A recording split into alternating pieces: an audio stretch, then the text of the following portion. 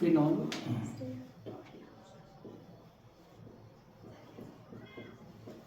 की अम्लीय प्रकृति। ये क्वेश्चन कई बार का रिपीटेड है, 3 नंबर से कम में नहीं आता है।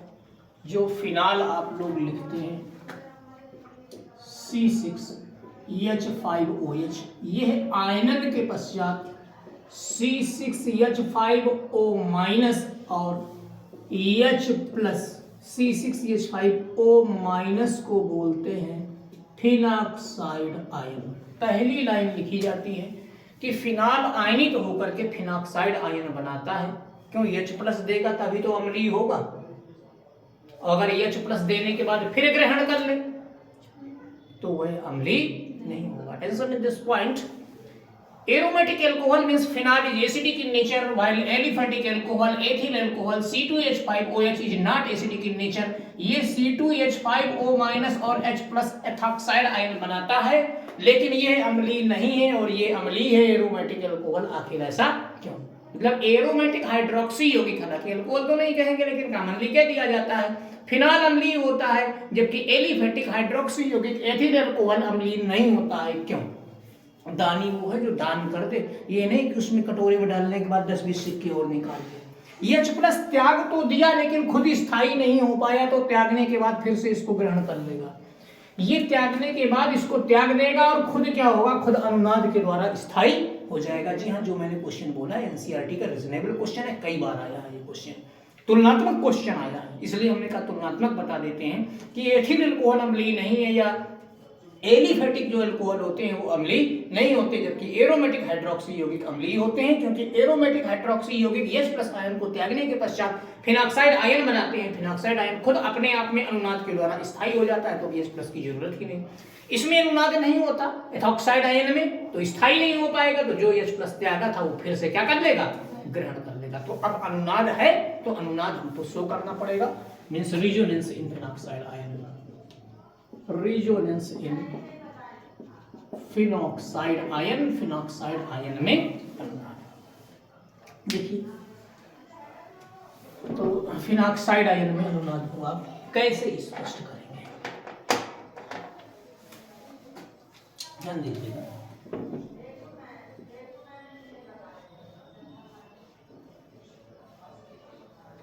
अभी लिख रहा हूं,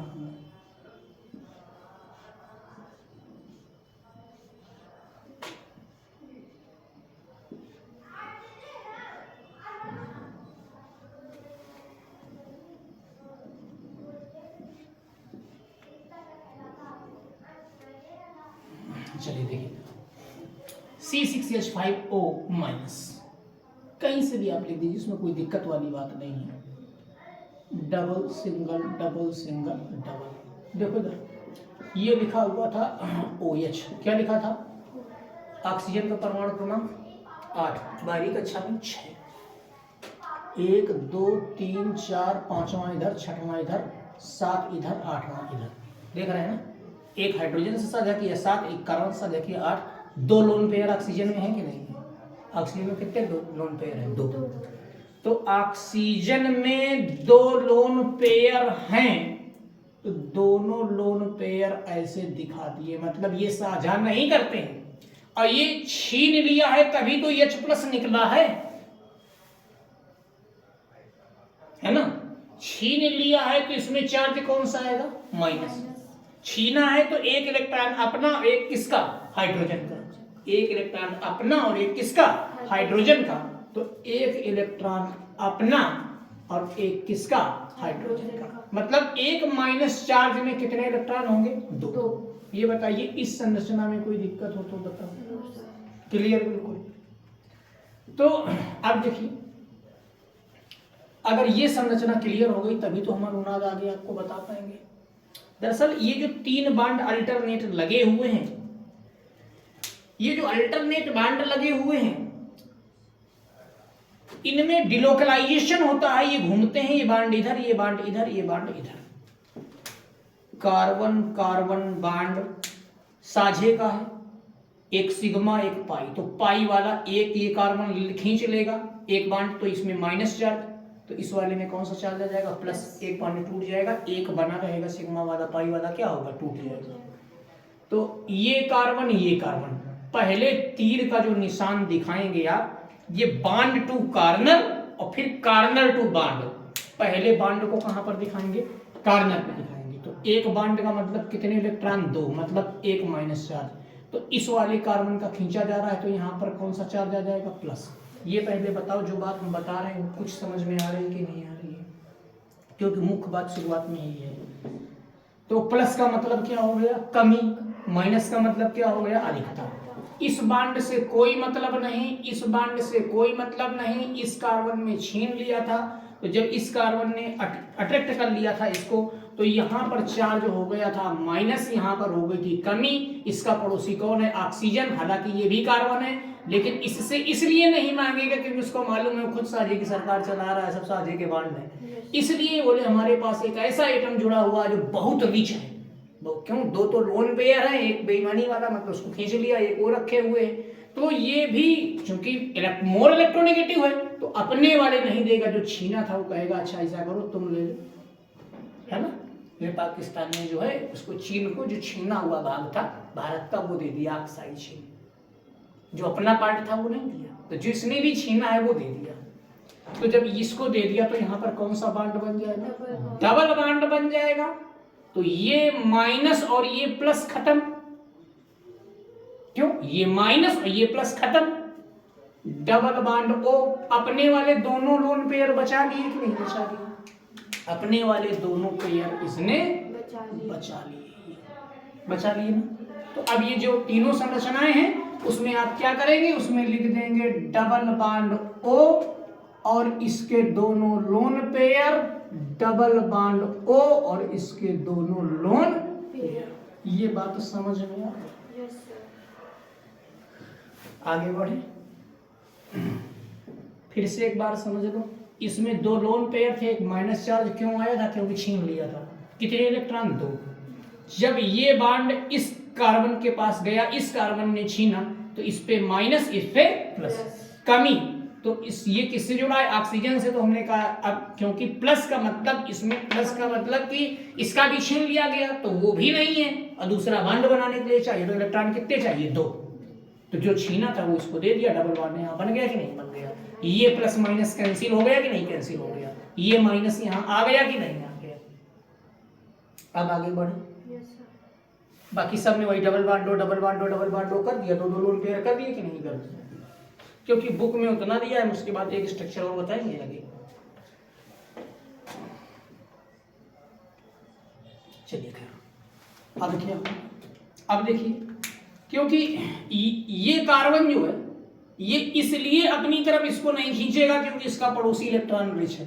ये बार बार इससे बताएगा, इसके साथ साझा है कि नहीं, हमारा पड़ोसी बहुत रिच है। माइनस चार्ज का मतलब क्या है? रिच है, इलेक्ट्रॉन बहुत है। तो ये कहेगा भैया रिच है तो ऐसा करो, ये साझे वाला थोड़ी देर के लिए हमको दे दो, और नहीं लोगे, छीन लिया तो कौन सा चार्ज? माइनस। तो इसके पास कौन सा आ गया? अब ये चिल्लाएंगे क्योंकि इसने छीन लिया। तो इनका पड़ोसी जो बैठा है कहेगा भैया ऐसा है, साझा करना हो तो तुम भी कर लो। स्थायी रूप से नहीं देंगे तो ये प्लस माइनस मिलकर नया बॉन्ड यहाँ बना लिया कि नहीं बना लिया? ये टूट गया तो ये माइनस चार्ज यहाँ पर हुआ कि नहीं हुआ? और इस वाले बॉन्ड में कोई प्रभाव नहीं पड़ा। ये बात समझ में आ गई?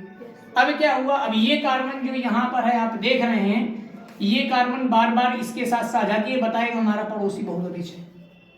तो बोले जब बहुत रिच है तो ऐसा करो, उससे इलेक्ट्रॉन ले लो, तुम हमको दे दो, नहीं दोगे तो खींच लेंगे। कौन सा चार्ज? माइनस। खींच लिया तो यहाँ क्या हो गया? प्लस।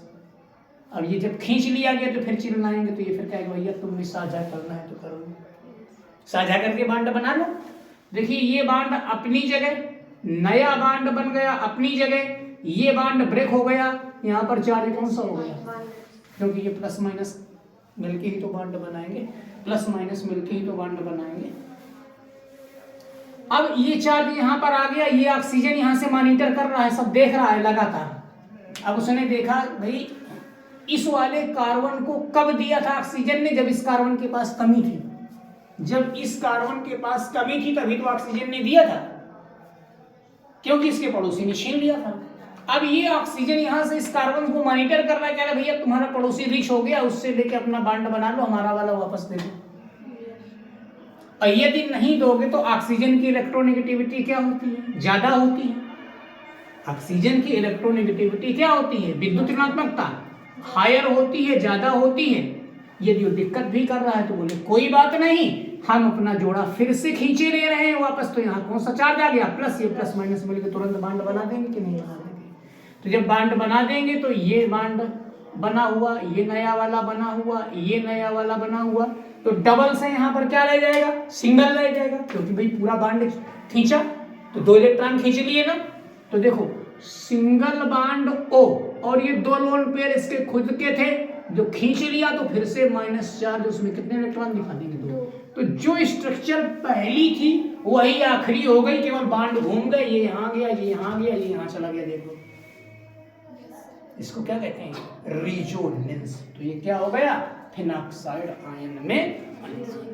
इतना पूछा जाता है ये 3 नंबर का। और ऐसे ये जो है रिजोनेंस के जो स्ट्रक्चर होते हैं इनको इस तरह, हालांकि हमने कहा बुक में यहाँ तक दिया होगा, लेकिन आप जो है इसके बाद इतना ऐसे, और यहाँ पर फास्ट लिखा जाता है।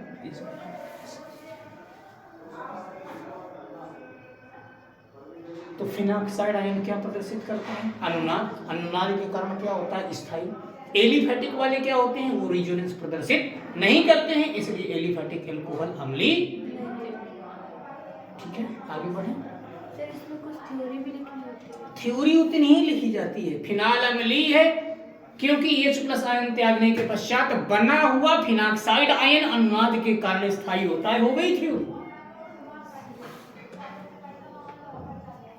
जो कुछ है वो यही है, कोई थ्योरी नहीं इसके अलावा, इतना ही लिखा जाता है।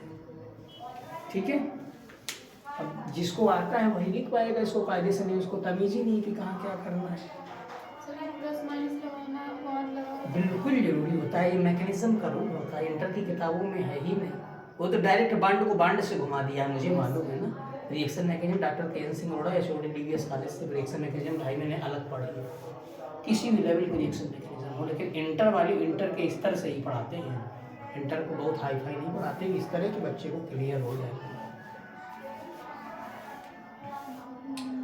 अगला क्वेश्चन है, उदाहरण सहित स्पष्ट कीजिए कि आर्थो तथा पैरा स्थितियों पर इलेक्ट्रॉन अनपचयक समूह जैसे NO2 की उपस्थिति में हैलोजेंस की क्रियाशीलता बढ़ती है, क्यों? इस क्वेश्चन का आंसर आपकी बुक में भी नहीं दिया है। बेटा हमने ये कहा कि इसमें तो कुछ नहीं पूछना है, क्योंकि पुराना क्वेश्चन है, मल्टीपल टाइम रिपीटेड क्वेश्चन है, और फिर भी कह रहा हूं कि आने वाला क्वेश्चन है। लगातार मैं इस बात को बोल रहा हूं, क्योंकि अब कुछ क्वेश्चन सेट में ऐसे दिए हैं जो बुकों में नहीं है। और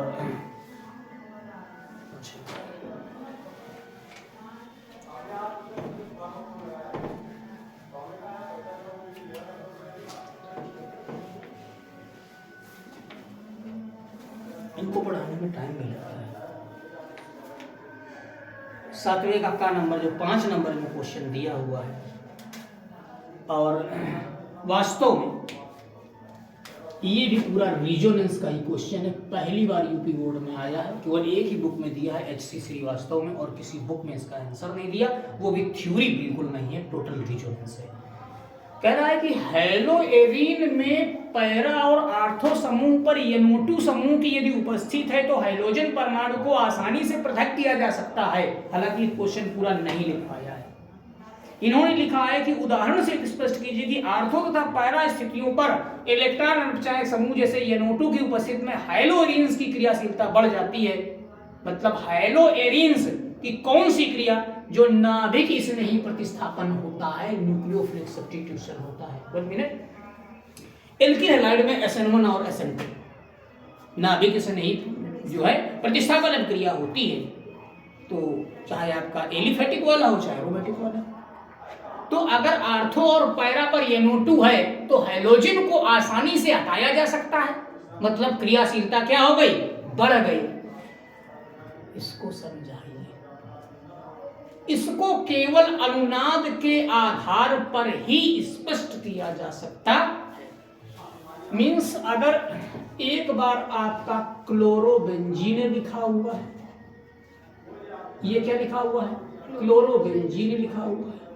और हमने आर्थो या पैरा में नाइट्रो समूह लगा दिया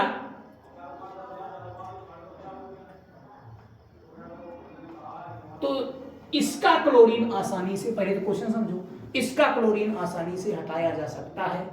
इसकी व्याख्या कीजिए। तो दोनों समूह में एक साथ नहीं लगाने हैं, या तो पैरा वाला या फिर आर्थो वाला।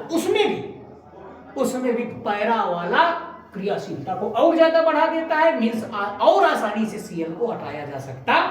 It can be explain only on the basis of the resonance. अब जब हमें अनुनाद आता है तो हर जगह घूम जाएंगे, नहीं आता तो घूम ही नहीं पाएंगे। तो ये NO2 ऐसे नियमता तो ये कोऑर्डिनेट बांड होता है, लेकिन कहीं कहीं पर माइनस चार्ज भी लगा हुआ है, कोई दिक्कत नहीं है। हमें जैसा आता है कोई जरूरी नहीं कि हम बुक के ही अनुसार लिखें। अच्छा भाई, जो क्लोरीन है, क्लोरीन का परमाणु क्रमांक कितना होता है, 17। बारीक कक्षा में कितने हो गए, 7। 3 लोन पेयर, 6 इलेक्ट्रॉन, 2 2 4 2 6 और 7वें वाले ने साझा करके कितने बना दिए, 7 और 1 8। भाई 7वां इसका और 8वां इसके कारण इसका। ठीक है, नहीं हम तो चाहे जिधर को घुमाते। ये संरचना समझ में आ रही कि नहीं आ रही? प्रश्न समझ में ये आ रहा है कि अगर पैरा पर और आर्थो पर NO2 है तो इस क्लोरीन को आसानी से हटाया जा सकता है, अर्थात इस ये जो है इसकी जो सक्रियता होगी वो क्या होगी, बढ़ जाएगी। भाई Cl जितनी जल्दी हट जाएगा उतनी क्रियाशीलता क्या होगी, बढ़ जाएगी।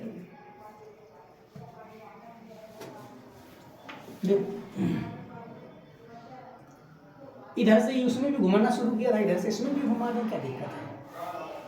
तो C डबल बॉन्ड C है ना, इतनी संरचना क्लियर है, कहीं कोई प्रॉब्लम तो नहीं है? तो हमने किस तरह बताया था, जैसे अनुनाद एक तरह पढ़ लिया तो ये वाला इधर जाएगा तो यहाँ माइनस, तो यहाँ पर क्या हो जाएगा प्लस। तो ये एक लोन पेयर, इसको दूसरे से नहीं लाना है, इसको तुरंत दे देगा तो ये क्या बना लेगा, डबल बना लेगा ना, डबल बॉन्ड। तो जब ये डबल बॉन्ड को बना लेगा तो अगली कंडीशन हो जाएगी ये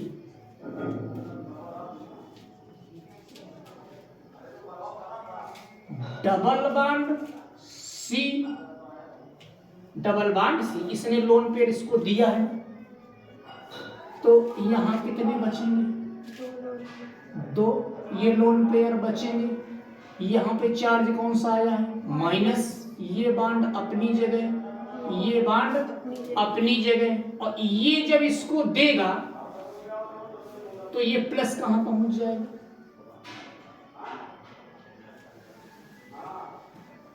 क्यों भाई? पहले क्या था, पहले उसने दिया था तो माइनस था ना उसके पास, अब तो ऐसा नहीं है, तो ये वाला प्लस कहां पहुंच जाएगा, ऊपर। और ये NO2 जैसे लगा था वैसे ही आप लगा दीजिए। हमने कहा कई जगह सिंगल बॉन्ड को माइनस करके लगाए, हमने कहा ऐसी कोई जरूरत नहीं, जिस समय मैं रेजोनेंस शो करूंगा तो उतने टाइम तोड़ूंगा, बाकी इसे लगा रहेगा, कोई समस्या नहीं। चलिए आगे बढ़िए, बस इसी को आप घुमाते जाइएगा। ये जो है double bond Cl, 2 lone pair बचे हैं, प्लस चार्ज। यहाँ पर आप NO2 दिखाइए, जरूरत पड़ने पर तोड़ देंगे इसको। ये अनुनाद का निशान, डबल हेडेड एरो, ऊपर वही double bond Cl, 2 lone pair, plus का सिंबल, और यहाँ N डबल बॉन्ड O। इधर तोड़ना पड़ेगा, देख लेंगे। चलो देखो, ऐसे हो गया। अब ये जो है देखो, इधर अधिकता है तो ये वाला कार्बन क्या कहेगा, भैया हमारे पड़ोसी के पास बहुत ज्यादा इलेक्ट्रॉन है, ये कहेगा भैया बहुत ज्यादा है तो ऐसा करो थोड़ी देर के लिए इलेक्ट्रॉन का जोड़ा हमें दे दो। तो यहाँ चार्ज कौन सा आ जाएगा, प्लस। ये प्लस माइनस मिलकर तुरंत क्या बना देंगे, बॉन्ड। तो नया बॉन्ड ये बन गया, ये टूट गया, मतलब इधर छीन लिया, तो यहाँ पर कौन सा चार्ज आ गया, माइनस। आया कि नहीं आया? क्या उस वाले बॉन्ड में कोई प्रभाव पड़ा? नहीं। अच्छा, अभी तक क्या होता था, अभी तक ये तुरंत छीन लेता था, लेकिन इन देखो यहाँ कार्बन है और यहाँ पर क्या जुड़ा है, नाइट्रोजन।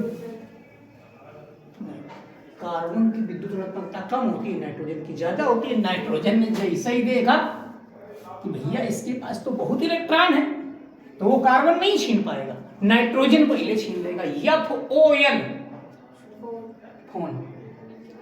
तो जैसे ये नाइट्रोजन जो है इस वाले कार्बन से ये तुरंत इलेक्ट्रॉन को अपनी ओर खींचेगा बॉन्ड बनाने के लिए। तो अब इसके साथ इनका ये लगा हुआ है ऑक्सीजन, ये तो और विद्युत ऋणात्मक है, ये तो और विद्युत ऋणात्मक है, N से भी ज्यादा विद्युत ऋणात्मक है, ये तुरंत इधर खींच लेगा, ये प्लस और ये तुरंत इधर खींच लेगा। तो अब अगली कंडीशन क्या होगी, देखिए अगली कंडीशन ये होगी, ये बॉन्ड अपनी जगह, ये बॉन्ड अपनी जगह, यहां पर बना डबल बॉन्ड क्योंकि इसने छीन लिया, तो ये प्लस माइनस कैंसिल हो जाएगा, ये बचा सिंगल बॉन्ड O-, और इसको हमने टच इसलिए नहीं किया कि हम कोऑर्डिनेट लेके चल रहे थे, हमने कहा कोऑर्डिनेट बना रहे थे, अगर सिंगल बनाएंगे तो फिर ये चार्ज दोनों में हमको बांटना पड़ेगा, ठीक है, दोनों में बांटना पड़ेगा, ऐसे कर दिया। तो अच्छा देखो प्लस वो चल रहा है, माइनस यहां तक आ गया, उतर के आ गया ना, चलिए दोनों में बांट दीजिए। बांटने से क्या होगा, इसमें एक संरचना ऐसे बनी होगी, ये भी बॉन्ड हटाना पड़ेगा, और ये चार्ज जब दोनों में बटेगा तो ये ऐसे दिखाया जाता है, ऐसे,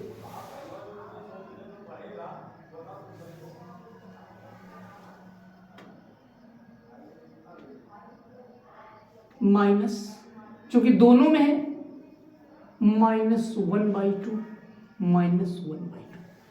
अब जब दोनों में खींचतान मचेगी तो क्या स्थायी हो पाएगा, स्टेबल नहीं रह पाएगा। अगर यहीं पर स्टेबल हो जाता तो वापस क्यों जाता। तो ये कार्बन अब फिर से जो नाइट्रोजन ने इलेक्ट्रॉन खींचा था इसको फिर से वापस ले लेगा। जब फिर से वापस ले लेगा तो अगली जो कंडीशन आएगी ये देखिए जरा, ये benzene ring, double bond Cl, lone pair plus charge, ये न्यूली बॉन्ड फॉर्म, उधर जैसे ही खींचा तो यहां पर कौन सा चार्ज आ जाएगा, प्लस, ये दोनों फिर से अपना दे देंगे वापस, फिर से वापस दे देंगे, तो ये ओरिजिनल कंडीशन फिर वही आ गई कि नहीं आ गई। तो जहां छीन लेगा तो वहां माइनस फिर से लौट के पहुंच जाएगा कि नहीं पहुंच जाएगा, वहां पर क्या होगा, वहां पर माइनस फिर से लौट करके पहुंच जाएगा। तो ये फिर से आपका बचा क्या बेटा, ध्यान दीजिएगा, फिर से बचा कौन सा bond, single bond N, double bond O, coordinate bond O। मतलब जैसा था वैसा ही हो गया कि नहीं हो गया, वैसा ही हो गया। इस बॉन्ड में अभी कोई चेंजिंग नहीं थी, जब ये माइनस यहां पर पहुंच गया तो अब ये फिर इधर खींचेगा, क्योंकि भाई ये बताएगा हमारे पड़ोसी के पास अब फिर से इलेक्ट्रॉन आ गए, तो यहां चार्ज माइनस, यहां पर प्लस। नेक्स्ट कंडीशन, अनुनाद ही चल रहा है, देख लीजिएगा। उसी तरीके से double bond Cl, 2 lone pair plus charge, ये न्यूली बॉन्ड फॉर्म हुआ है आपका।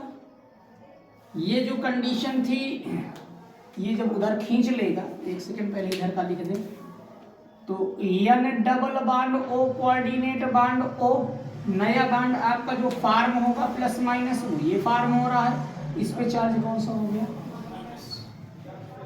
अब क्लोरीन क्या करेगा भाई, इसको मॉनिटर कर रहा है, कहेगा भैया तुम्हारे कार्बन के पास इलेक्ट्रॉन ज्यादा आ गए, हमारा वापस दे दीजिए, और नहीं देंगे तो क्लोरीन की विद्युत ज्यादा खींच लेगा, तो यहाँ पर कौन सा चार्ज आ जाएगा, प्लस, प्लस माइनस,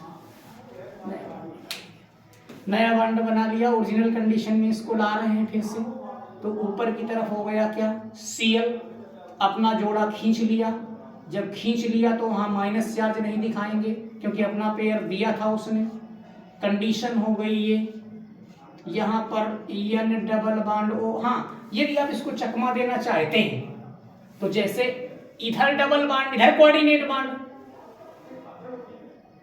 रिजोनेंस दिखा ही रहे हैं। तो इधर वाला बॉन्ड इधर, इधर वाला बॉन्ड, रिजोनेंस दिखा ही रहे हैं। इधर वाला बॉन्ड इधर, इधर वाला बॉन्ड इधर।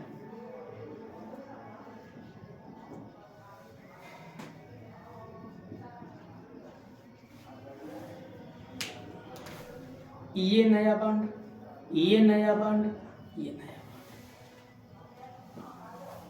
5 नंबर का क्वेश्चन पूछा है।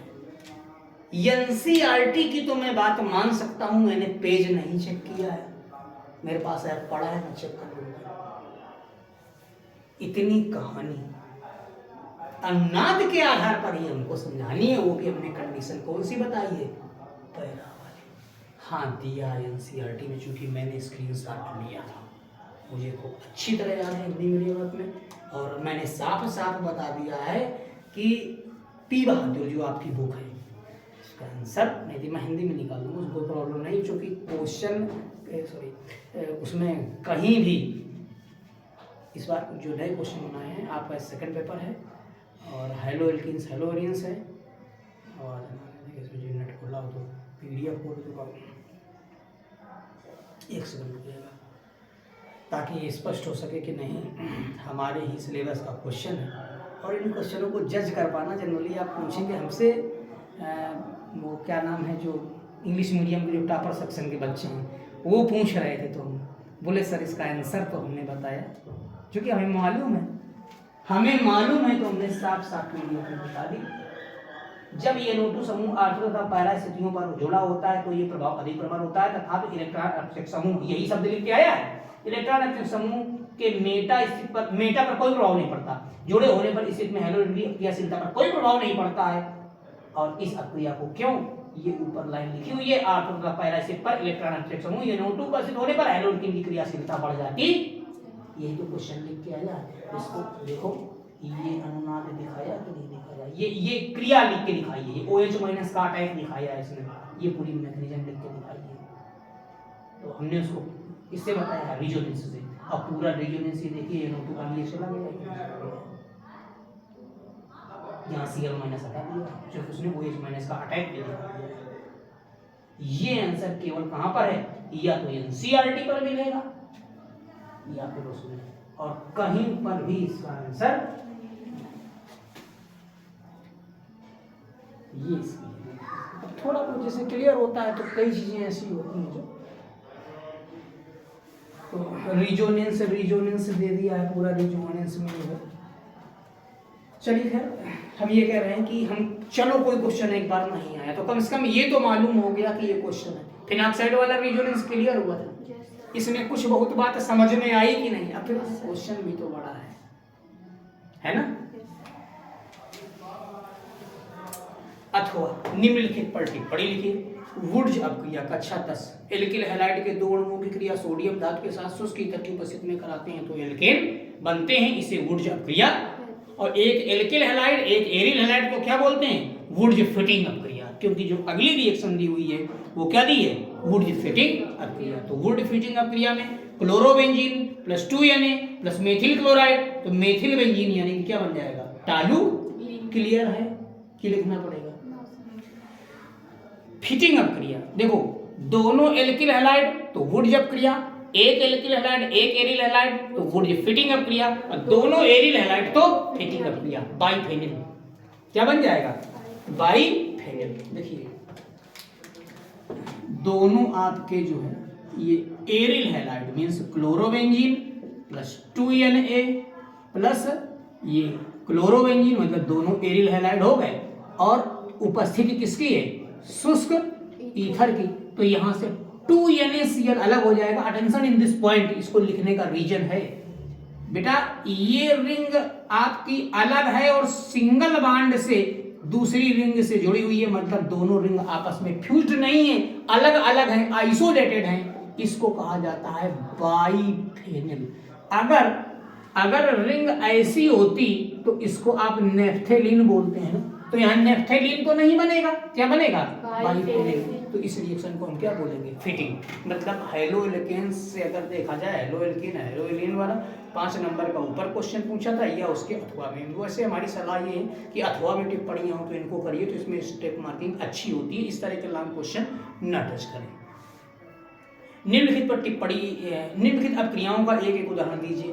टालिन परीक्षण और इटार्ट अभिक्रिया, क्योंकि उसने कहा है कि एक एक उदाहरण दीजिए, सच्चाई तो ये है कि रिएक्शन ही लिखिए तभी तो नंबर मिलेंगे। टालिन परीक्षण और इटार्ट अभिक्रिया।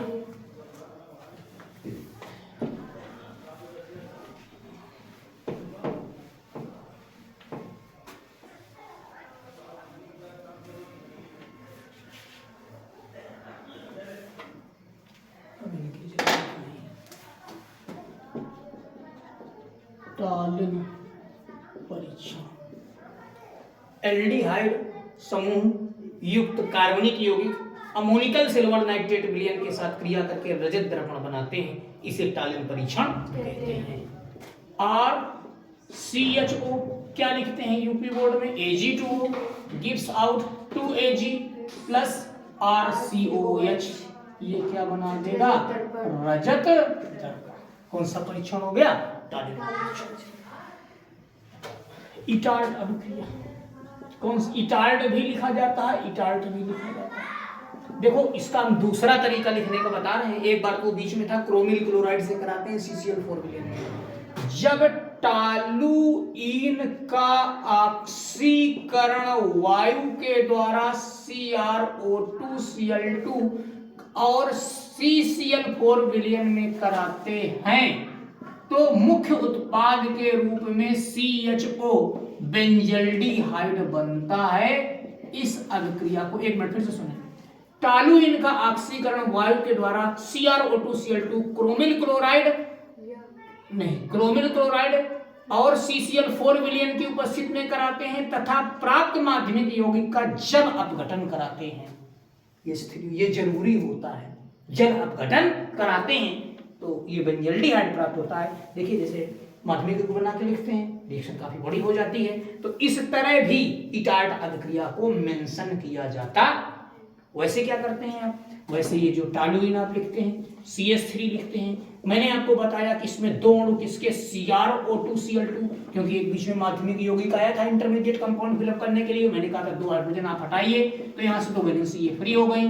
इसके बाद आप क्या करेंगे, जब 2 हाइड्रोजन आपने यहाँ से अलग कर दिए, CrO2Cl2 के जो 2 मॉलिक्यूल हैं ऐसे लिखेंगे CrO2Cl2 CrO2Cl2 और यहाँ पर ये इंटरमीडिएट कंपाउंड आपका फार्म होता, क्योंकि इंटरमीडिएट वाले में फार्म। इसके बाद सीधे लिख देंगे क्या, H3O+, तो इससे आपका जो पार्ट ऑब्टेन्ड होगा वो कौन सा ऑब्टेन्ड हो जाएगा, ये बेंजल्डिहाइड। बाकी जो उसमें सब प्रोडक्ट कोई दिया नहीं है, तो इस तरीके से ज्यादा बेटर है लिखने से। कैसे लिखेंगे, क्योंकि ये तो फिलिंग दी ब्लैंक्स में था तो कोई बात नहीं थी, तो उसने इसके बाद डायरेक्ट तो बेंजल्डिहाइड लिखा हुआ।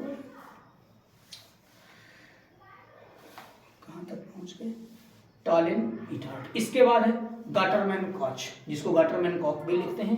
तो गाटरमैन कॉच में क्या था, बेंजीन प्लस, हाँ आगे बोले, कार्बन मोनोऑक्साइड प्लस HCl, क्यों, गाटरमैन रिएक्शन और गाटरमैन कॉच रिएक्शन, दोनों में बेंजल्डिहाइड बनता है, दोनों में निर्जल AlCl3 है, लेकिन उसमें केवल गाटरमैन रिएक्शन में HCl और HCN से रिएक्शन होती है, और इसमें कार्बन मोनोऑक्साइड और HCl से रिएक्शन होती है, एनहाइड्रस AlCl3 की प्रेजेंस होती है।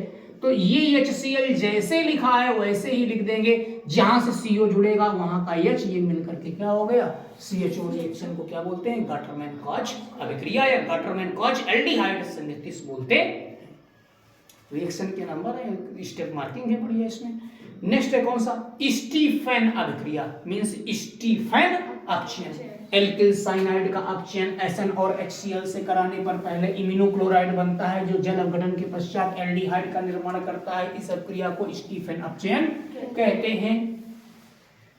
क्या लिखते हैं, alkyl cyanide RCN plus 4H presence ESCN plus HCl या इनकी क्रिया से SnCl2 plus HCl RCH double bond NH, ये घुल जाएगा किसमें, यहाँ पर 4H नहीं, यहाँ पर क्या होगा 2H, क्योंकि एक H यहाँ एक H यहाँ। इसका नाम मैंने क्या बताया, इमिनो क्लोराइड का जल अपघटन कराते हैं। इधर H2 इधर O अलग कर दीजिए, RCHO प्लस NH4Cl, ये डबल बॉन्ड लगा है ना, क्या बन गया RCHO plus NH4Cl। Such reaction is known as the Stephen reduction. Rosenmund, वही है रोजेनमुंड के बाद स्टीफन, उसमें हमने कहा था सीधे सीधे CH3COCl एसिटिल क्लोराइड का अपचयन पैलेडियम पर आधारित बेरियम सल्फेट के द्वारा उबलती हुई जाइलिन के विलयन में कराने पर एक HCl अलग हो जाएगा, एक H यहाँ जोड़ दीजिए, तो acetaldehyde CH3CHO plus HCl acetaldehyde प्राप्त होता है। इस अपचयन को रोजेनमुंड अपचयन कहते हैं। रोजेनमुंड अपचयन के द्वारा फॉर्मेल्डिहाइड नहीं बनाया जा सकता है, स्टीफन अपचयन के द्वारा भी फॉर्मेल्डिहाइड नहीं बनाया जा सकता है, शेष सभी एल्डिहाइड बनाए जा सकते। क्यों, फॉर्मेल्डिहाइड में एक ही कार्बन होगा, एल्किल साइनाइड में कम से कम कार्बन कितने चाहिए, तो वही हाल इसमें है। हाँ, रोजेनमुंड से फॉर्मेल्डिहाइड इसलिए नहीं बनाया जा सकता है क्योंकि जब एक कार्बन का यौगिक लेंगे HCOCl फॉर्मिल क्लोराइड, ये कमरे के ताप पर अस्थायी होता है और कमरे के ताप पर ये गैस होता है, अतः इसका अपचयन नहीं कराया जा सकता है। तो रोजेनमुंड स्टीफन दोनों से फॉर्मेल्डिहाइड को छोड़कर के अन्य सभी एल्डिहाइड बनाए जा सकते। अथवा निम्नलिखित को आप कैसे प्राप्त करेंगे, टॉलुइन से बेंजल्डिहाइड, टॉलुइन से बेंजल्डिहाइड इटार्ट रिएक्शन ऐसे बन जाएगा। टॉलुइन का ऑक्सीकरण CrO2Cl2 CCl4 विलयन हाइड्रोलिसिस बेंजल्डिहाइड। बेंजोइल क्लोराइड से बेंजल्डिहाइड, बात वही है, अरे भाई CH3COCl तो बेंजोइल क्लोराइड क्या हो जाएगा C6H5COCl प्लस 2H, वही है आपका पैलेडियम और BaSO4, तो HCl अलग हो जाएगा, C6H5CHO हो गया, बेंजल्डिहाइड बन गया कि नहीं। रोजेनमुंड अपचयन ही तो है। एक शब्द इसमें जरूर नया है, एसीटोनाइट्राइल। नाइट्राइल का मतलब क्या है, CN समूह होता है, तो जो एसीटोनाइट्राइल, ये हम थोड़ा सा लिख के बता देते हैं, नया शब्द है, हालांकि ये रिटन में कहीं नहीं है, ट्राइवियल सिस्टम का नियम दे दिया है इन्होंने। एसीटोनाइट्राइल CH3C ट्रिपल, दर्शक CH3CO को एसीटो कहते हैं, तो रिटन में ये पुरानी पद्धति है, मेथिल साइनाइड को एसीटोनाइट्राइल लिख दिया है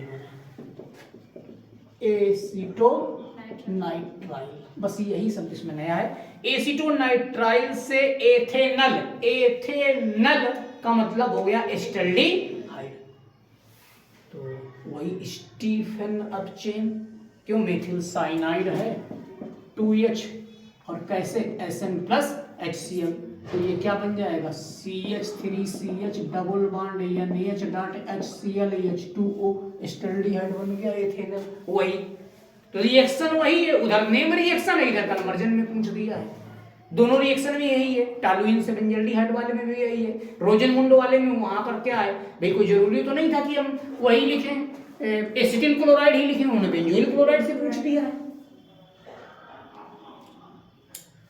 फेनिल मेथिल कीटोन से बेंजोइक अम्ल, क्लास फर्स्ट ईयर से क्वेश्चन है।